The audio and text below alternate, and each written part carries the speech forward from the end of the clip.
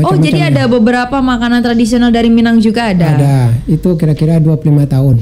Sudah 25 tahun? Ya. Wah, luar biasa. Alhamdulillah, berangkat ke Tanah Suci, dari kue basah dari Minang tuh dipanggil Allah. Luar biasa ya. Selama 25 tahun dengan makanan khas dari ranah Minang ya.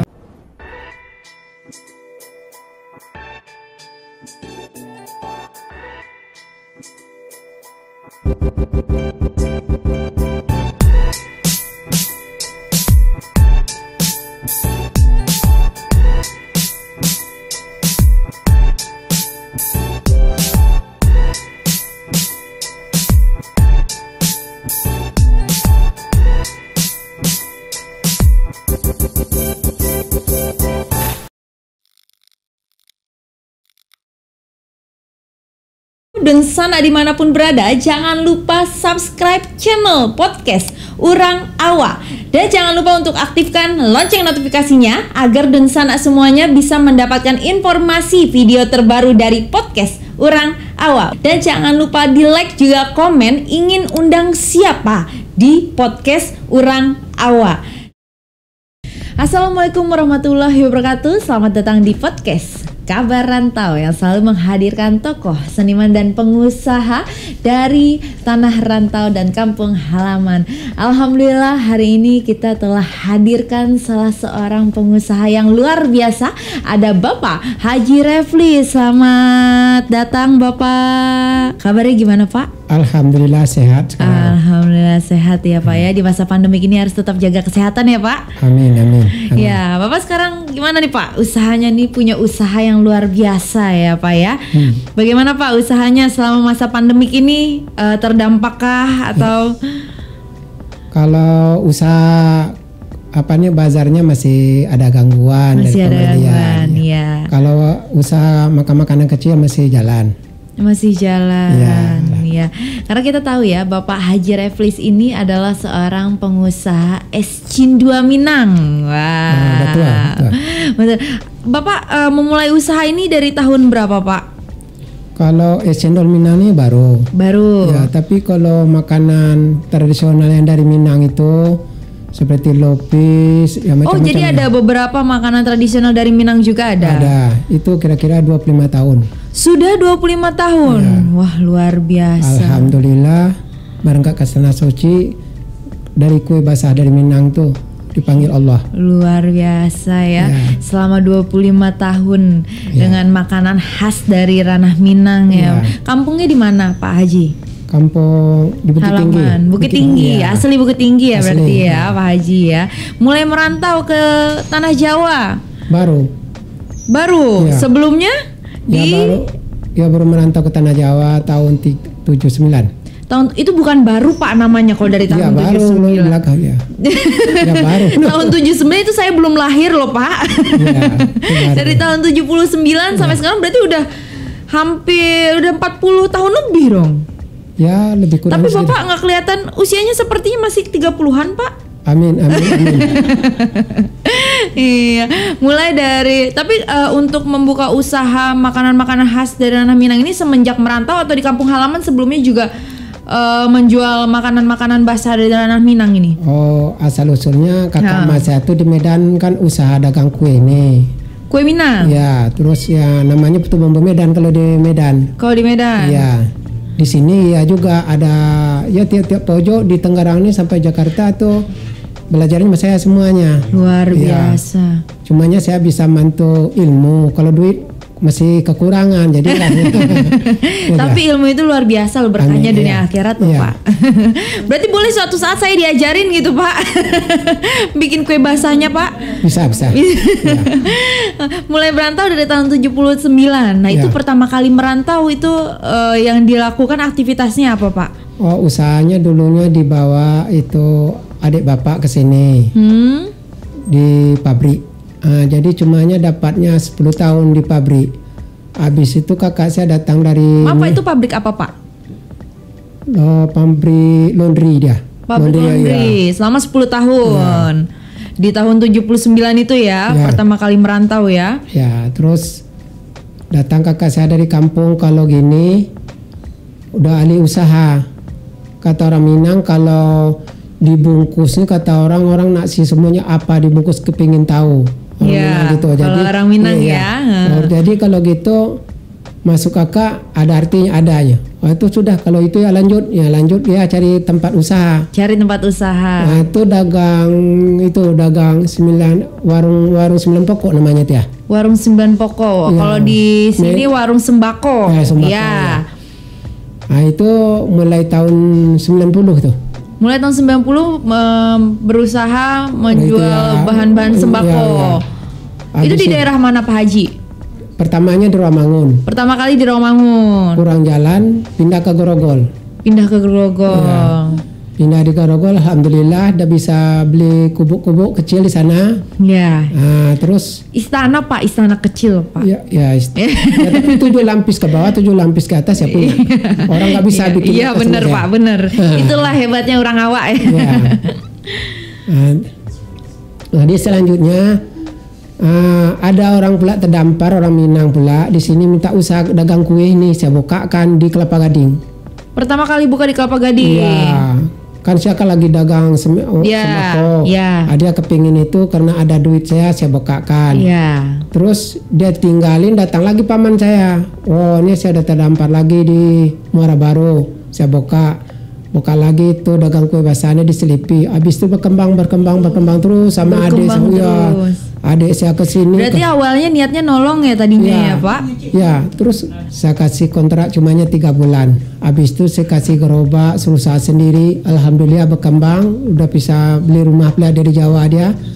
Habis itu adik saya ada 2 orang Naplis. Soalnya saya namanya Raplis, adik saya tuh Naplis sama Agustin. Itu udah berhasil juga sekarang. Sudah berhasil juga. Ya, alhamdulillah luar biasa ya Pak ya. Ya. Dengan usaha-usaha yang yang dagang kue Minangnya aja.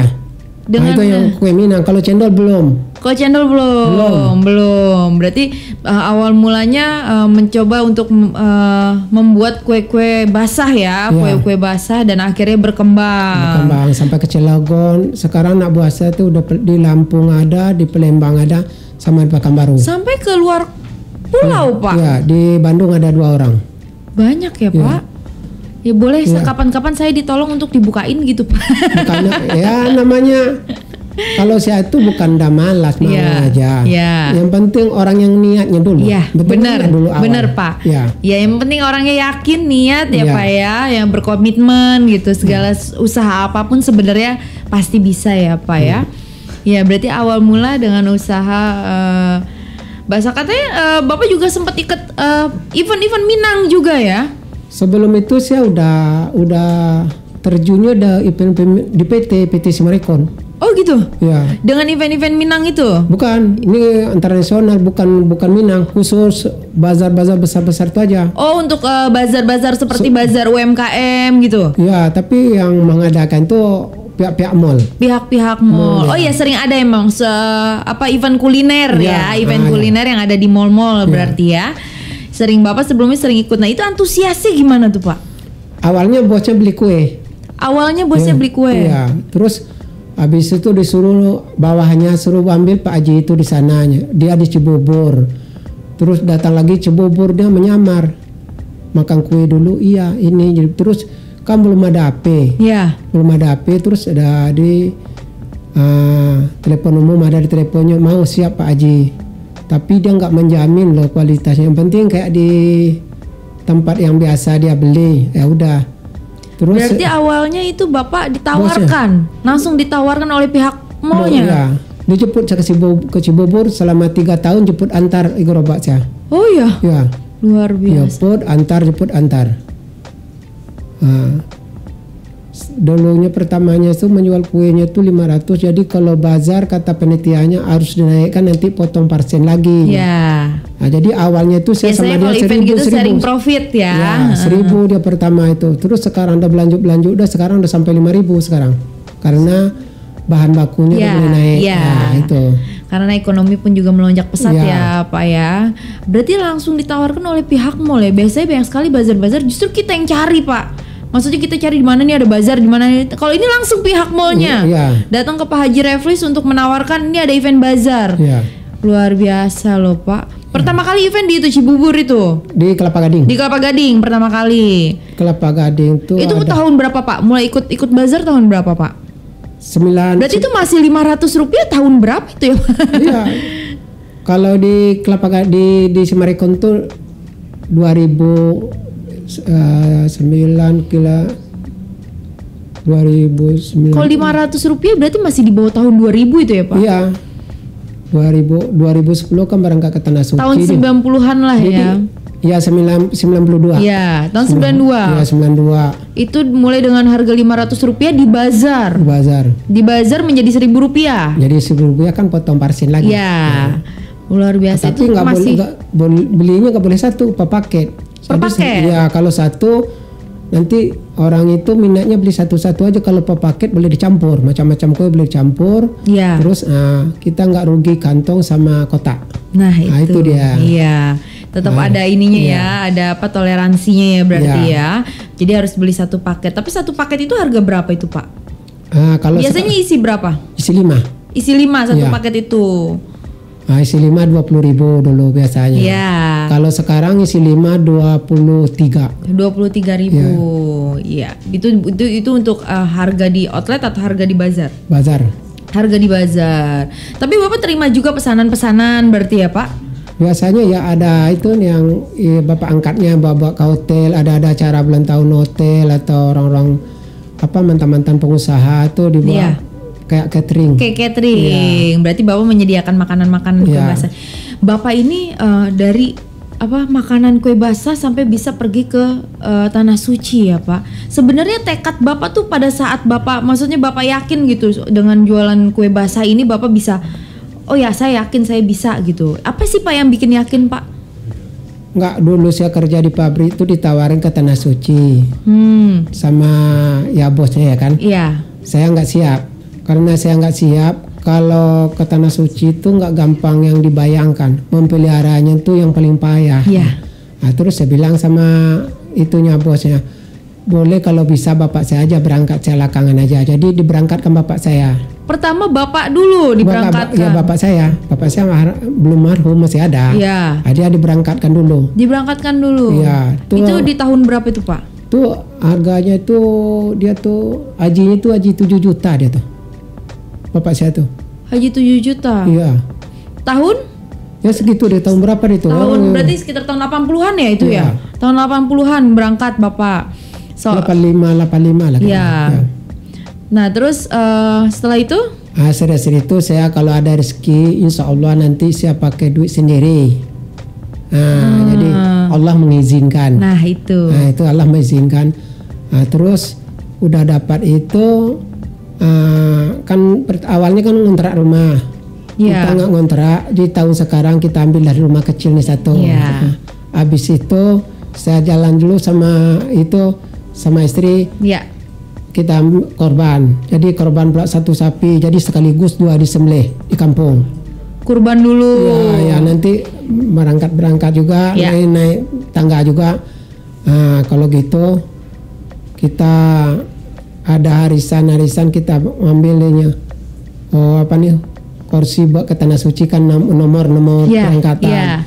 Nah itu. Terus duit nggak punya lah tuh. Tapi niat tinggi. Iya, niatnya tinggi. Ya, porsinya tuh 5 juta.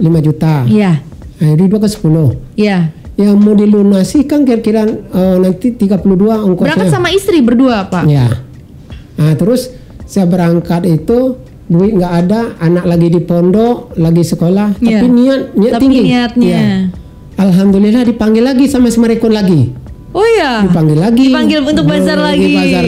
Nah, di situ berangkat. Alhamdulillah berangkat, datar langsung berangkat. Ada jalannya ya berangkat. Porsinya belum, tapi udah diambil nomornya.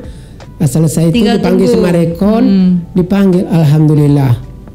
Nah, jadi anak saya yang S2 sekarang itu dia bisa mengatur orang pedagang kue ini di rumah. Oh sekarang berarti anak yang mengelola. Dulu waktu saya ke Tanah Suci, dia yang mengelola sekarang. Nah, jadi habis itu asal niat kuat Allah ngasih jalan. Asal niat kuat Allah. Karena Bapak juga menikmati prosesnya ya Pak. Dan Bapak tidak lupa dari asal muasalnya. Nah, terus kan udah selesai kue itu udah selesai kan. Nah, kalau yang seterusnya lagi nih cendol nih teman saya lagi terdampar. Oh ceritanya teman terdampar lagi Iya, dan niatnya nolong lagi berarti. Dia nggak kuat dagang cendol. Dagang cendol cemana nih cari cendol Minang nih di Pulau Jawa nih ada tapi langka. Cendol ampiang itu kan susah. Iya. Nah, susah kan. Terus pergi saya ke kampung. Saya tanya Maite saya mana itu cetakan cendolnya. Oh ini. Cuman saya gagal gitu. Caranya gini. Oh kamu nyiramnya pakai air dingin pakai air panas. Nah, Oh dikasih tahu ilmunya rumusnya dikasih tahu ya Pak. Sampai berhasil. Itu berhasil itu saya pertama awalnya itu saya di lapangan Banteng tuh sama ada ya teman-teman saya di bazar ini. Iya. Nah itu ada di situ udah berkembangnya tapi ilmunya belum saya kasihkan sama anak saya sama adik-adik saya belum. Sampai sekarang Pak? Belum. Soalnya nanti kan apa nih? Takut jadi kompetitor lagi Bapak. Bukan takut disaingi bukan. Tapi kualitasnya ciri Minang tuh hilang dia. Memburu omset tinggi kan. Asal-asalan aja bikin nanti. Nah, kenapa Pak? Kenapa Bapak lebih tertarik buat es cindua Minang? Dari rendang ya? Kenapa? Maksudnya kenapa lebih tertarik sama es cindua Minang? Kalau orang Minang idam nanti cendol Minang kemana mau dicari? Ayo. Ya barangkali Pak rela dia GoFood dari Padang. Belum tahu dia basi nyampe di sini. Iya kan? Iya. Dia pakai santan. Berarti Bapak hebatnya kalau Pak Haji itu niatnya nolong loh. Nolong termasuk ini nolong orang hamil. Iya. nolong orang ngidam kalau pengen es cindua Minang larinya kemana? Berarti ke Pak Haji ya. Insya Allah. Kalau ngidam. Iya. Nah, tapi kalau setiap minggu saya ada sama teman-teman tuh ada ketupat sayur uni tuh. Cari saya di Taman Mini. Setiap hari? Sabtu Minggu ada. Sabtu Minggu pasti ada di Taman Mini. Insya Allah ada. Kalau nggak ada ditutup sama pemerintah.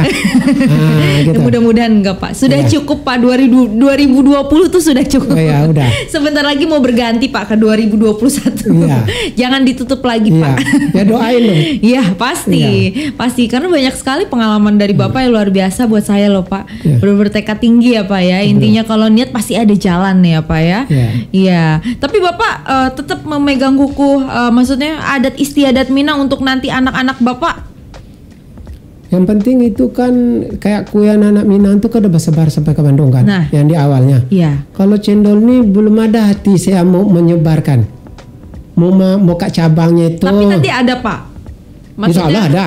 Iya. Ada. Ya. Nanti Bapak mau nggak salah satu anak Bapak, maksudnya jadi pengusaha seperti Bapak gitu, tetap memegang kuku kuliner dari ranah Minang?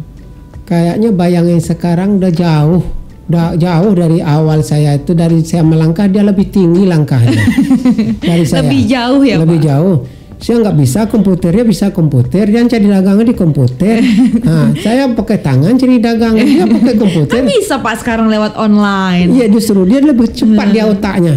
Belum terbayang sama orang dia udah putus dan nyampe barang di rumah orang memikir dulu.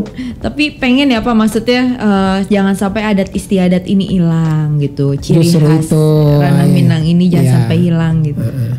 Rasa inginnya pasti ada ya dari Pak Haji Reflis untuk maksudnya tetap memperkenalkan ke anak cucu Pak. Ini loh kuliner dari ranah Minang jangan sampai hilang gitu ya Pak. Insya Allah Tuhan mengizinkan kan tergantung izin Allah. Iya benar.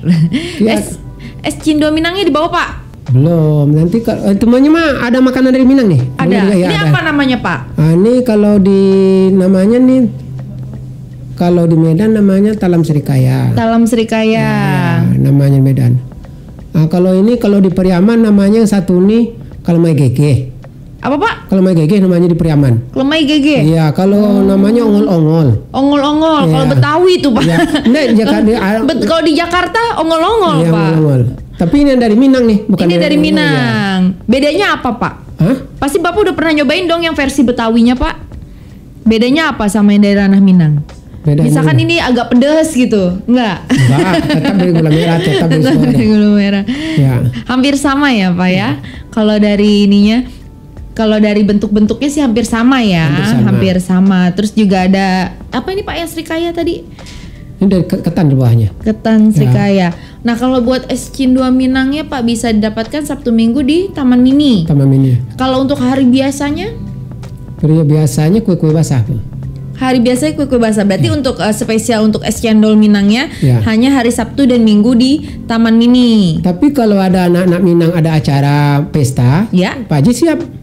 Oh berarti terima pesanan juga. Jadi untuk seluruh para teman-teman yang mau pesan antar ya Pak ya berarti ya. Boleh, sama saya melayani di acara boleh. Di acara apapun yang mungkin mau membawa kuliner khas dari ranah Minang bisa menghubungi Pak Haji Reflis ya. Nah di Taman Mininya di Anjungan Sumatera Barat. Anjungan Sumatera Barat. Karena kita yang dagang orang Barat tapi Sumateranya jangan ditinggalkan. Nah itu. Jadi kalau ada anak-anak. Karena setiap Sabtu Minggu ada event di situ Pak di Anjungan Sumatera Barat ya Pak, benar? Benar. Ada acara ya, biasanya itu entah dari perkumpulan ya Pak? Ya, di Anjungan Sumatera Barat tuh ada dikasih stand sama panitia di situ. Sama panitia dikasih stand di Anjungan Sumatera Barat setiap hari Sabtu dan Minggu. Yang pengen es cindua Minang bisa langsung menuju ke Taman Mini Indonesia Indah ya. Betul. Di Anjungan Sumatera Barat. Untuk harga gimana Pak? Harga di itu. Macam-macam tergantung selera orang. Tergantung selera. Oh dia ada variannya berarti. Iya, ada yang nggak suka durian murah. Oh, ada yang cendolnya aja dikit kasih murah. Nah gitu. Oh berarti ada varian-varian. Kalau yang spesial dari Minangnya ya mahal. Oh gitu. Ya. Itu yang spesialnya karena apa Pak? Karena ada empingnya, ada duriannya, ada susunya lengkap, ada ketannya juga. Aduh jadi, itu kayaknya enak banget itu. Iya. Itu Pak per mangkok dia, soalnya apanya bumbunya kan banyak. Kalau di gelas nggak cukup. Duriannya aja ada 1/4 gelas. Belum santannya, belum gula merahnya kan. Aduh. Apanya posisinya pakai mangkok. Duriannya juga durian pilihan ya Pak ya. Dan itu manis dan aromanya itu berasa ya Pak. Nah itu hebatnya kuliner khas dari ranah Minang, totalitas dia Pak. Biasanya kalau es cendol cuma es cendol sama gula merah. Nah kalau dari ranah Minang ada ketannya, terus juga ada empingnya, ada duriannya juga. Luar biasa. Setiap hari Sabtu dan Minggu di Anjungan Sumatera Barat, Taman Mini Indonesia Indah. Boleh kapan-kapan Pak dibawa ke sini Pak es cinduanya Pak? Boleh. Buat nyobain. Ya. Oke, ditunggu ya Pak Haji Reflis ya. Insya Allah. Dan kalau misalkan event-event di acara event-event itu di hari Sabtu dan Minggu itu antusiasnya pasti kan pengunjung bukan cuma dari Sumatera Barat kan? Bukan. Banyak juga pengunjung turis juga ada turis ya. Ada. Nah itu komentarnya apa tuh Pak? Kesannya tuh apa setelah dia makan es cindua itu? Kan orang turis itu kan yang bawanya kan sabansa kita kan. Iya. Nah ini dia kan bahasa dia itu kan karenanya orang tuh nggak perlu banyak, ya dikit tapi nikmat. Dia dikasih di gelas tuh, baru dia dikit aja, asal coba aja dia udah baru. Udah. Ya. Dan mereka juga kata dia delicious gitu, delicious Pak Haji gitu. Supaya yang nggak bingungnya itu balik itunya duriannya tuh dia. Kenapa baliknya itu diputar-putarnya, kebetulan tuh kan pajangan. Oh gitu. Ya. Itu duriannya tuh yang benar-benar bikin itu. Baik Pak Haji, terima kasih Pak Haji atas kunjungannya di podcast Kabar Rantau. Kalau Pak Haji mau nantangin dari ranah Minang atau dari ranah rantau, mau tantang siapa untuk hadir di podcast Kabar Rantau? Untuk hadir ke sini, mau tantang siapa? Entah itu dari pengusaha untuk hadir ke sini. Yang penting anak-anak Minang dah. Anak-anak kalau ditentukan orang satu orang aja tadi kan dipilih. Kalau anak-anak Minang tuh mau di mana juga dia yang penting anak Minang. Anak Minang. Nah, terus kan kita itu kan orang Minang tuh kan dia bukan sendirian. Ada punya cabang yang udah suku-suku ini udah bercampur. Tolong bawa ke Taman Mini atau ke acara apa nih kuliner anak-anak Minang yang ada di acara, tolong diramaikan kampung kita. Yang pasti tetap pegang teguh adat istiadat dari ranah Minang khususnya untuk generasi muda ya. Jangan sampai generasi muda terbawa oleh budaya asing ya Pak Haji ya. Baik. Terima kasih Pak Haji atas kunjungannya. Sehat selalu, jaga kesehatan. Amin. Semoga semakin sukses. Jangan lupa Sabtu dan Minggu di Taman Mini di Anjungan Sumatera Barat, es cindua Minang dari Bapak Haji Reflis. Terima kasih Pak Haji Reflis. Baiklah, jangan lupa untuk di subscribe, like dan komen. Yang mau komentar dengan komentar-komentar positif pastinya kami tunggu. Dan jangan lupa mau undang siapa sih di podcast Kabar Rantau, bisa tulis di kolom komentar. Terima kasih. Wassalamualaikum warahmatullahi wabarakatuh.